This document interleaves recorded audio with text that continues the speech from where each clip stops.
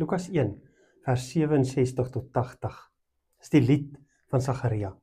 Hy sing 'n lied wanneer hy die Christus sien. Hy sing 'n lied wanneer sy seun Johannes gebore word, die voorloper van Christus.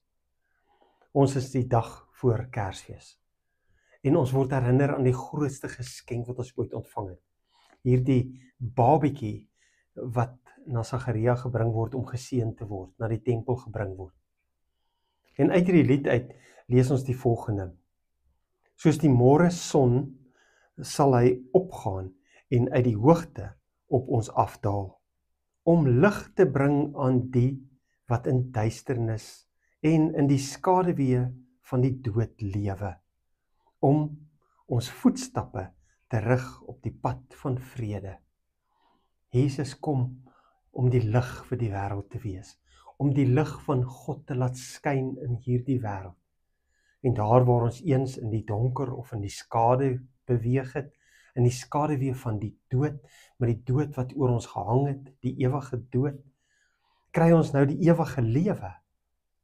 Kry ons die voorreg om, soos hy sê, om ons voetstappe te rig op die pad van vrede. Om in vrede met God te mag leef. 'n heilige skepper God. Mag u môre 'n wonderlike Kersfees beleef. 'n Familiefees, wat u gaan herinner aan die wonderlike familiefees, wat ons eendag in die hemel saam gaan vier. Ek en Maggie wens u 'n geseënde Kersfees en voorspoedige nuwe jaar toe.